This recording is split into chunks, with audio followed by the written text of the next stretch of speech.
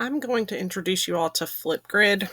It is free and it's very easy and user-friendly, and it's accessible on any electronic device, including cell phones. And this is their homepage. If your students had a join code, they would enter it here. You can sign up for free here, but I'm going to log in because I have used FlipGrid in the past. Okay, the first screen you're going to come to is the discussion screen. So this is kind of like your dashboard where you will create topics and share them with your students. And I will get back to that a little bit later. In this Discovery tab, this is where you can discover FlipGrid videos and other information that's already been created. They have live events. They have different things that are going on in the world, topic of the day, wonder of the day. So all of this information you can share with your students. You can browse by subject: history, language arts, language learning, math, music, PE, science. So all these different subjects, you can browse and check out all of the different FlipGrids they have. There are trending topics, and then different collections that are being featured. And then this is where you could put in a subject and then a community, so like a grade band or age range.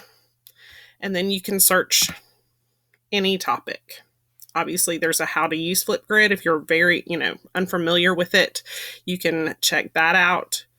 I'm going to go up here and click on language arts because that's what I teach.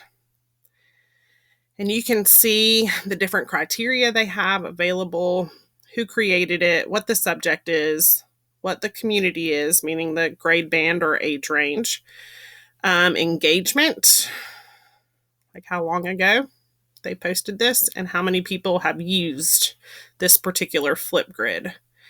Here are just some examples. There are book talks.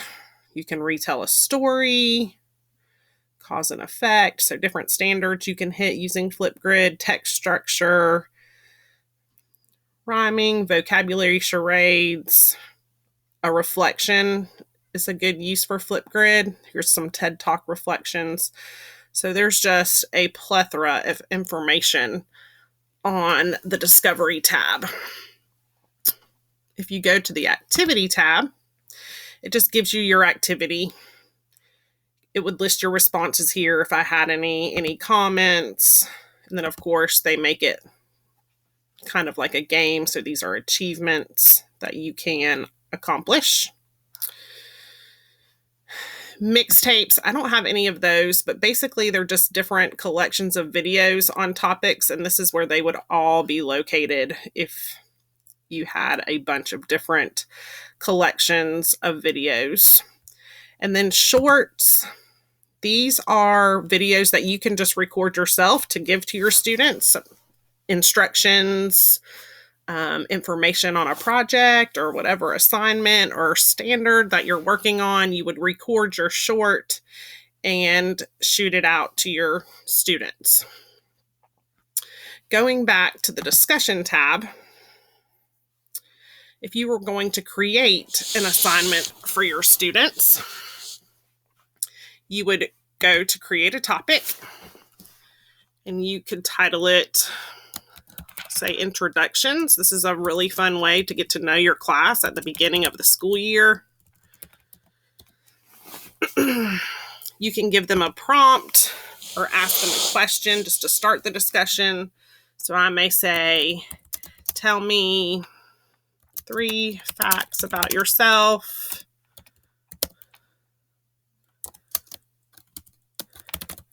What's your favorite book? What's your favorite hobby?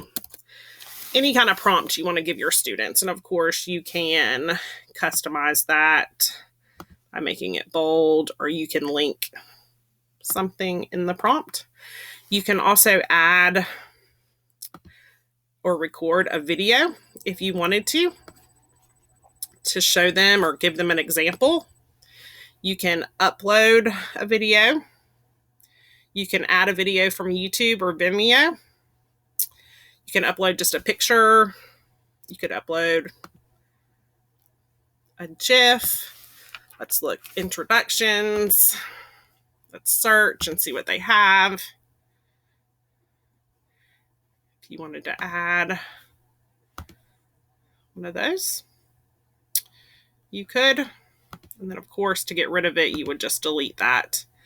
You can add emojis. There's Microsoft, Google, Bitmojis, Kahoots, all these different Nearpods, News ELA, all of these different resources you can add to the assignment. And then as far as permissions go, they're very big on permissions and making sure the right people have access to what you want them to have access to.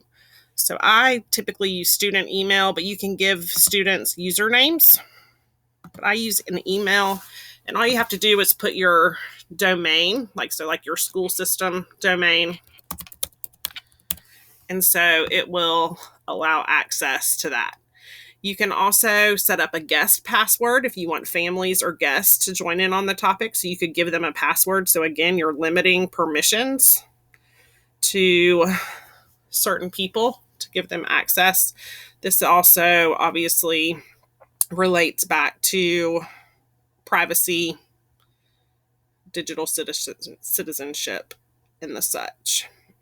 Okay, as far as your essentials go, you can have this switch turned off. It's topic moderation, so only video responses and comments that you have seen and approved will be shared for other students to see. So you can turn that on or turn it off. If you want them to automatically go to their dashboard for students to see, then you don't have to turn this on. You can give them a time limit, 15 seconds to 10 minutes, as far as how long you want their video to be. You can allow comments on video, so video and text comments, or just video comments only where students have to comment back with their own video, or text comments only where they can only text a comment. A lot of times I'll have my students comment on 3 of their classmates' videos as part of their grade for a particular assignment. And then you can do closed captions in different languages, or you can turn them off. Okay, there are more options here where you can add up to external links and title them. You can schedule when you want this Flipgrid to go out. You can also determine when you get notifications. And then, of course, this all goes with the video responses. And then, of course, feedback. Basic feedback, you can provide feedback using, based on ideas and performance, or you can customize the feedback if this was a project or something like that. So lots of different options there.